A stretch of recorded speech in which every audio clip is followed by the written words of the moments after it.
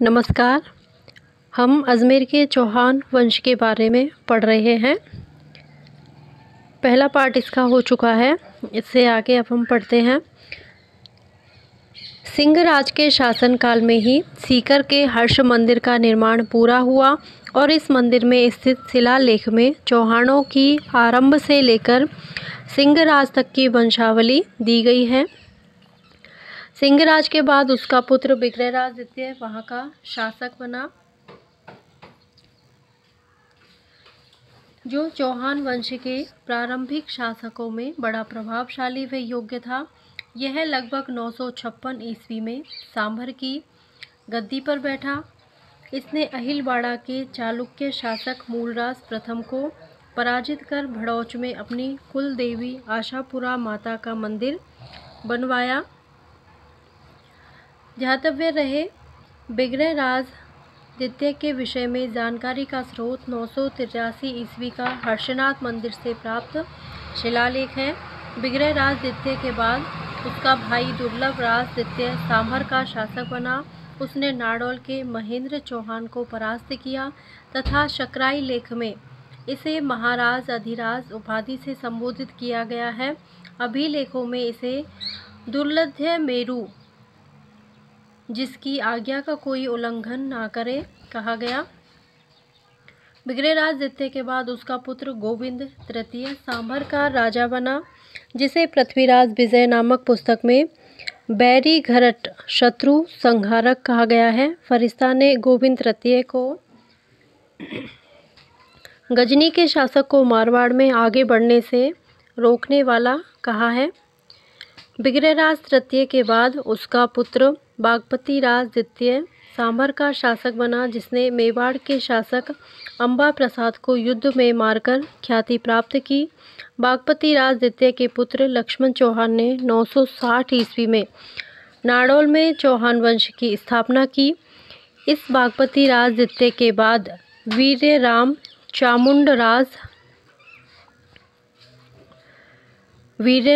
चामुंडराज सिंघट, दुर्लभ राज तृतीय, बिग्रहराज तृतीय, पृथ्वीराज प्रथम आदि शासक हुए। ध्यातव्य रहे, वीर्यराम के शासनकाल में 1024 ईस्वी में महमूद गजनवी ने अजमेर पर आक्रमण किया तथा गढ़ बीटली को घेर लिया, किंतु घायल होकर अनिलवाड़ा भाग गया। तो दुर्लभ राज तृतीय को दूसल के नाम से भी जाना जाता है। बिग्रहराज तृतीय का पुत्र पृथ्वीराज प्रथम जब गद्दी पर बैठा तो उसने परम भट्टारक महाराज अधिराज परमेश्वर की उपाधि ग्रहण की। इसके बारे में हमें विस्तृत जानकारी सीकर जिले के रैबासा के जीर्ण माता के मंदिर से प्राप्त हुए 1105 यानी कि 1105 ईस्वी के शिलालेख से प्राप्त होते हैं। राजशेखर द्वारा रचित प्रबंध कोश में इसे तुर्क सेना का विजेता कहा गया है। ध्यातव्य रहे, तीर्थों का मामा पुष्कर अजमेर है, तीर्थों का भांजा मचकुंड धौलपुर है, तो तीर्थों की नानी सांभर जयपुर है। अब है अजयराज जिनका समय है 1113 से 1133 ईस्वी। पृथ्वीराज चौहान प्रथम का पुत्र अजयराज चौहान वंश का दूसरा प्रतापी शासक हुआ। अजयराज के शासनकाल को हम चौहानों के साम्राज्य का निर्माण काल मानते हैं। पृथ्वीराज विजय के अनुसार अजयराज ने 1113 ईस्वी में अजमेर बसाकर उसे अपनी राजधानी बनाया और बीठली नामक पहाड़ी पर अजय मेरु दुर्ग का निर्माण कराया। ध्यातव्य रहे, अजयराज को अजयराज चक्री भी कहते हैं, क्योंकि उसने चक्र की तरह दूर दूर तक बिखरे हुए शत्रु दल को युद्ध में जीता था, अर्थात वह चक्रवर्ती विजेता था। अजयराज ने श्री अजयदेव व अजय प्रियद्रमस नाम के चांदी के सिक्के चलवाए, जिन पर इसकी रानी सोमलवती सोमलेखा का नाम भी अंकित मिलता है। अजयराज ने उज्जैन पर आक्रमण कर मालवा के परमार शासक नरवर्मन को परास्त कर उसके सेनापति सुल्हाना को बंदी बनाया। अजयराज ने जीते जी 1130 ईस्वी के आसपास अपने लड़के अर्णोराज को राज्य का भार सौंपकर पुष्कर कोंकण तीर्थ के पास तपस्या करने चला गया। अजमेर दुर्ग का प्राचीन नाम गढ़ बीठली था, तो वर्तमान में इसका नाम तारागढ़ दुर्ग है।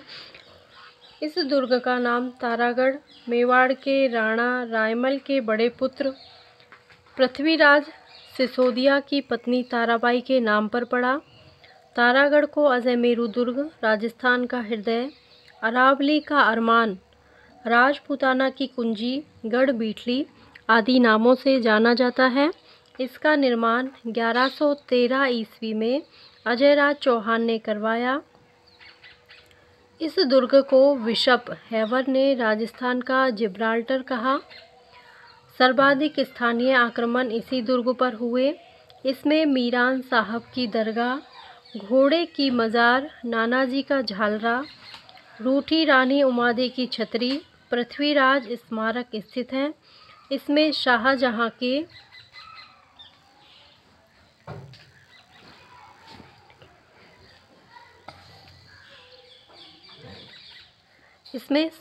के पुत्र दारा शिकोह का जन्म हुआ तथा धौलपुर युद्ध में औरंगजेब से परास्त होकर उसने यहाँ शरण ली। ध्यातव्य रहे, अजमेर में स्थित घुंघरू की घाटी में आरपीएससी का भवन बना हुआ है, जिसकी स्थापना 20 अगस्त 1949 ईस्वी में जयपुर में हुई। आनाजी अर्णोराज, जिनका समय है 1133 से 1150 ईस्वी। अर्णोराज का राज्याभिषेक 1133 ईस्वी में अजमेर दुर्ग में हुआ। आनाजी गद्दी पर बैठा तो उस समय अर्णोराज व चालुक्य राजा सिद्धराज जयसिंह के मध्य राज्य विस्तार के कारण मतभेद हुआ और 1134 ईस्वी में सिद्धराज जयसिंह ने अजमेर पर आक्रमण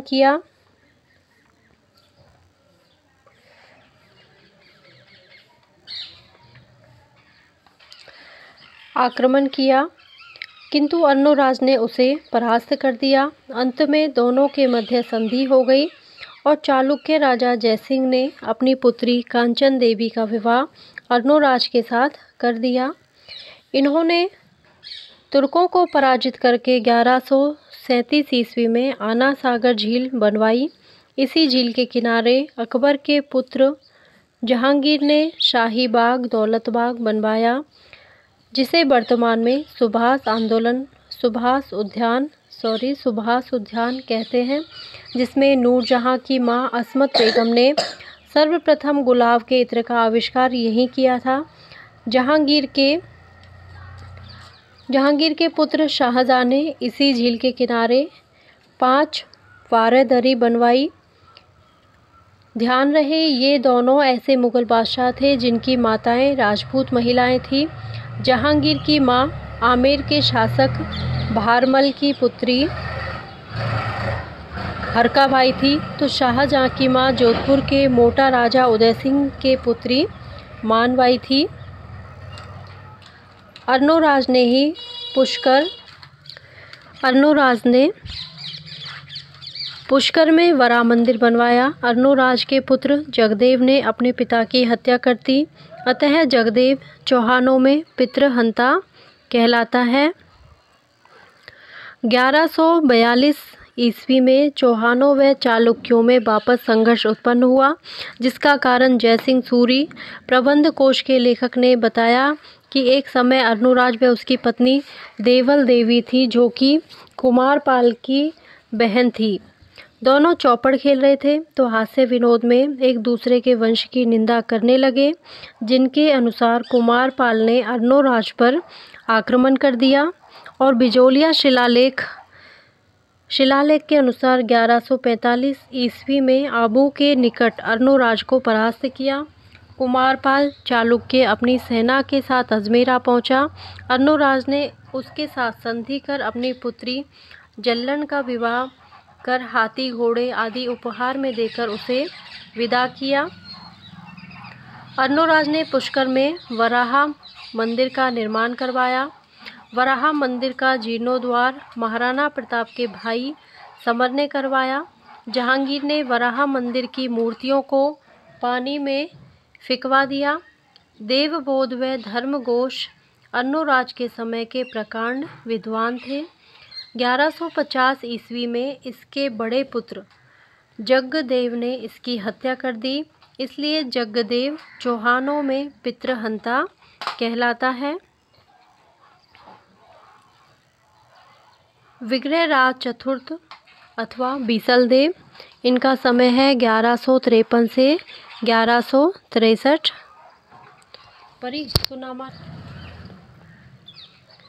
विग्रहराज चतुर्थ ने अपने पिता के हत्यारे जग्गदेव को गद्दी से हटाकर स्वयं 1153 ईस्वी के आसपास गद्दी पर बैठा।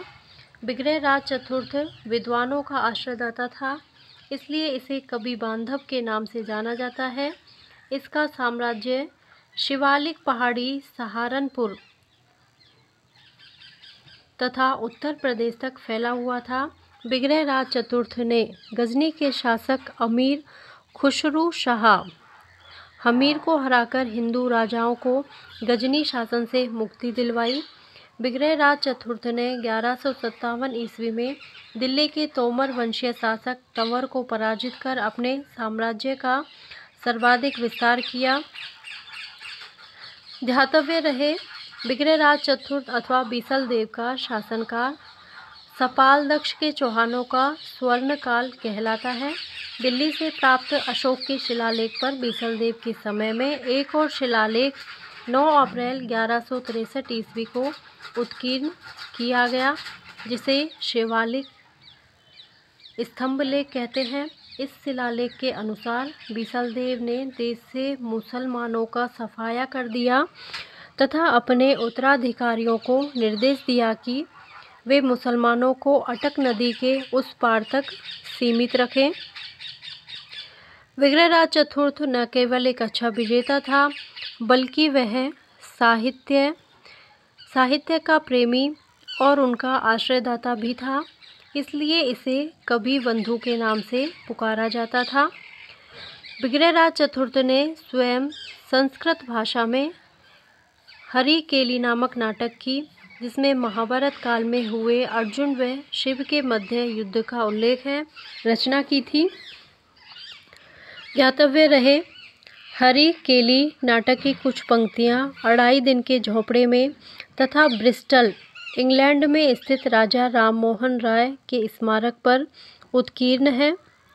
विग्रहराज चतुर्थ ने अपने दरबार में सोमदेव, जिसने ललित विग्रहराज एवं इंद्रपुरी की राजकुमारी देसल देवी के मध्य प्रेम संबंधों का उल्लेख मिलता है, जो कि काल्पनिक है, की रचना की। किसकी की थी? ललित विग्रहराज की, जो कि ये क्या है? प्रेम का वर्णन है इसमें। देसल देवी और विग्रहराज के प्रेम का वर्णन है ललित विग्रहराज में। तो इनकी रचना सोमदेव ने की। नरपति नाल्य ने बीसलदेव रासो, विग्रहराज एवं परमार राजा भोज की बेटी राजमती के मध्य प्रेम संबंधों का उल्लेख व खान देश उड़ीसा की विजय का उल्लेख मिलता है बीसलदेव रासो में नामक पुस्तक की रचना की। ऐसे प्रसिद्ध विद्वानों को विग्रहराज अपने दरबार में नियुक्त रखता था। विग्रहराज चतुर्थ एक अच्छा निर्माता भी था।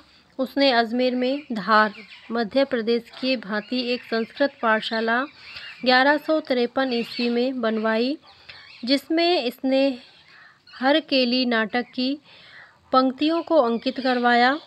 1194 ईस्वी में मोहम्मद गौरी के सेनापति कुतुबुद्दीन ऐबक ने इसे तुड़वाकर एक मस्जिद बनवा दी।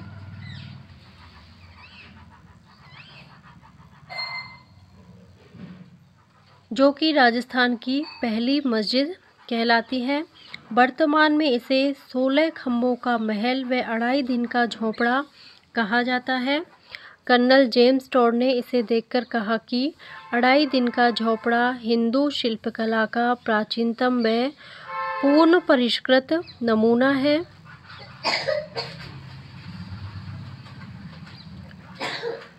ध्यातव्य रहे, यहाँ पर 2.5 दिन का पंजाब शाह पीर का उर्स लगता है, इसलिए इसे 2.5 दिन का झोपड़ा भी कहते हैं।